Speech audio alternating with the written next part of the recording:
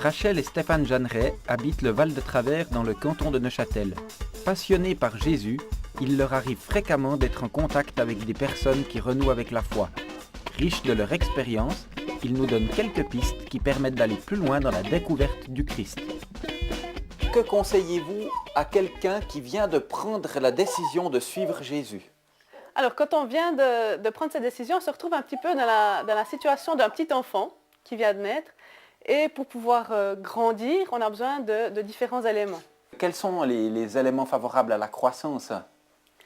Alors, la première chose dont un enfant a besoin, une des premières choses, c'est de relation, c'est de contact avec ses parents. Et cette relation avec Dieu, on l'approfondit, on la construit en particulier par la prière.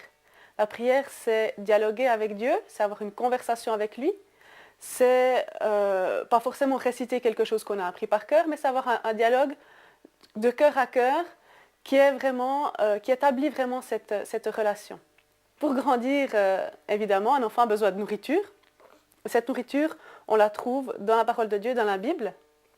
La Bible, on peut la comprendre comme une lettre d'amour qui nous est adressée de la part de Dieu et qui nous permet de mieux connaître Dieu, de mieux savoir comment il est. Alors quand on voit une Bible, on se demande peut-être par où commencer, comment est-ce qu'on va la lire, parce que c'est très épais, il y a beaucoup de pages, beaucoup de choses écrites. Ce qu'on peut conseiller, c'est éventuellement de commencer par lire les évangiles qui racontent la vie de Jésus, ce qu'il a fait, comment il était. Et qu'en est-il de l'Église ? Bon, tout d'abord, l'Église, il y a beaucoup d'idées préconçues sur ce que c'est. En fait, ce n'est pas un bâtiment, ce n'est pas uniquement des gens qui ont un sacerdoce qui représentent l'Église, mais l'Église, c'est l'ensemble des chrétiens, donc des gens, et ça, c'est l'Église, selon la Bible. Il est important pour les chrétiens de partager leur foi en n'étant pas seuls, mais en la partageant avec d'autres. Et puis pour ça, il y a plusieurs moyens qui existent. Par exemple ? Alors il y a toute une dimension qui peut être vécue par petits groupes, qui s'appelle groupe de prière, groupe de maison, un endroit convivial. Généralement, ça se passe chez quelqu'un.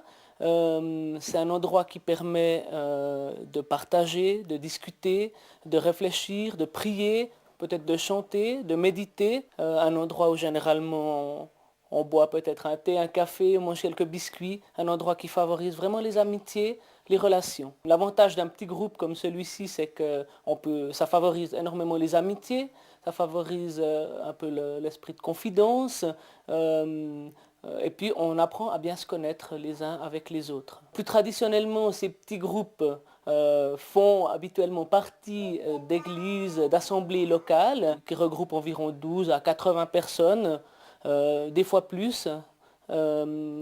Alors c'est moins évident de connaître tout le monde, mais de vivre la foi avec plus de personnes, c'est un côté encourageant, un côté où on ne se sent pas seul. Quand on ne connaît pas vraiment ces églises, ces différents groupes, est-ce qu'il y a un moyen d'entrer en relation avec ces églises accessibles pour tous ? Oui. Par exemple, on peut penser au cours Alpha Live, qui est mis sur pied par certaines communautés locales. C'est un cours qui permet d'avoir une introduction à la foi chrétienne, les bases de la foi chrétienne, un cours ouvert à tous, qui se déroule sur le principe d'un repas convivial ensemble, puis ensuite un exposé, et après l'exposé, un temps de partage en petits groupes sur ce qui a été dit.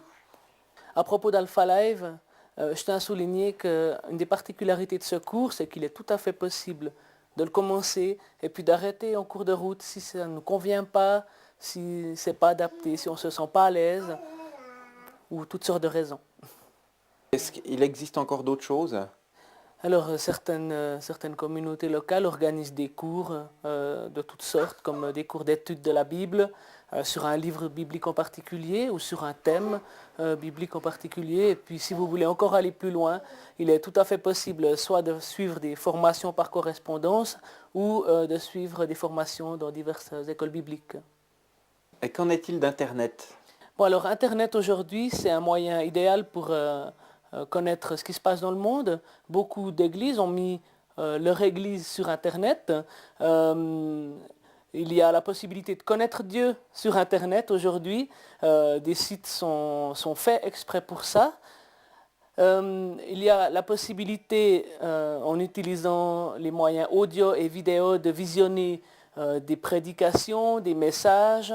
Est-ce qu'il y a encore une dernière chose que vous aimeriez dire aux personnes qui viennent de faire ce choix de suivre Jésus? Alors vraiment, la vie avec Dieu, c'est passionnant. Et puis, je vous encourage à persévérer, à aller plus loin et à chercher vraiment à approfondir cette relation avec Jésus.